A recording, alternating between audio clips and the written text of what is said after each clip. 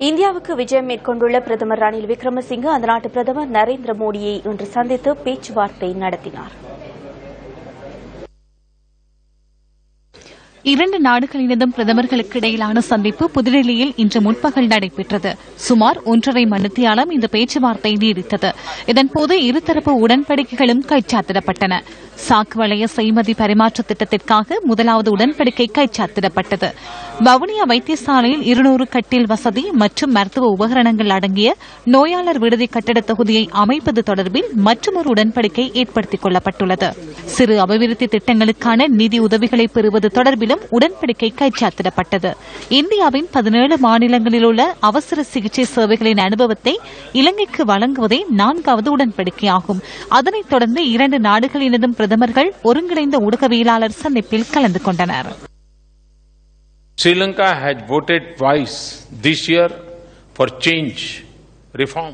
மாற்றம், மறுசீரமைப்பு, நல்லிணக்கம் மற்றும் முன்னேற்றத்திற்காக இலங்கையில் இந்த வருடம் 2 சந்தர்ப்பங்களில் வாக்கெடுப்பு நடத்தப்பட்டுள்ளது.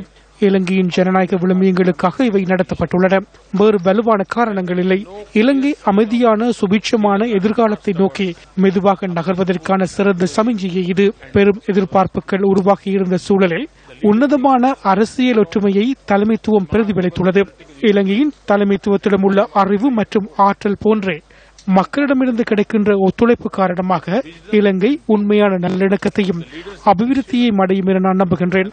இதன் மூலம் தமிழ் சமூகம் உள்ளடங்கலாக இலங்கையர்கள் அனைவரும் சமத்துவத்துடன் நீதி, சமாதானம் மற்றும் கௌரவம் ஆகியன உறுதிப்படுத்தப்பட்ட ஐக்கிய இலங்கைக்குள் வாழ்வதற்கான வாய்ப்பு கிடைக்கும்.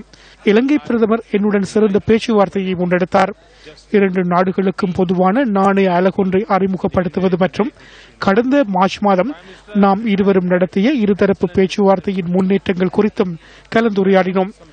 2 தரப்புகளுக்கும் இடையில் பொதுவான விடயங்கள் தொடர்பில் கவனம் செலுத்தியதுடன் பாதுகாப்பு தேவைகளையும் இந்த பேச்சுவார்த்தையின் போது நாம் இனங்கண்டோம்.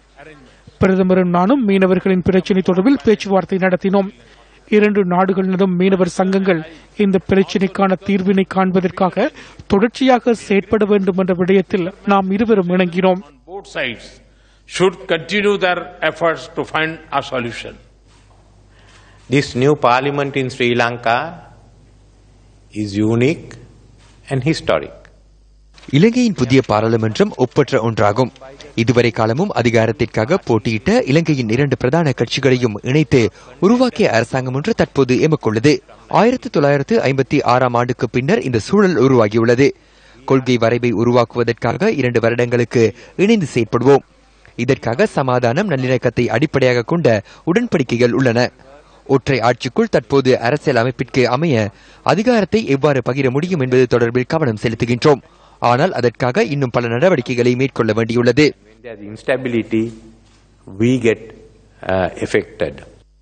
இந்திய பிரதமருடனான சந்திப்புக்கு முன்பதாக இந்திய வெளியுறவுத்துறை அமைச்சர் சுஷ்மா சுவராஜையும் பிரதமர் ரணில் விக்ரமசிங்கே சந்தித்தார். இதேவேளை ரணில் விக்ரமசிங்கே இன்று பிற்பகல் காங்கிரஸ் கட்சியின் தலைவர் சோனியா காந்தி, காங்கிரஸ் கட்சியின் உப தலைவர் ராகுல் காந்தி மற்றும் முன்னாள் பிரதமர் கலாநிதி மன்மோகன் சிங் ஆகியோரையும் சந்தித்து கலந்துரையாடினார். பிரதமர் ரணில் விக்ரமசிங்கே இந்திய ஜனாதிபதி பிரணாப் முகர்ஜியை நாளை சந்திக்க உள்ளார். அதன் பின்னர் இந்திய நேரப்படி நண்பகல் 12:45 அளவில் பிரதமர் இலங்கை நோக்கி புறப்பட உள்ளார்.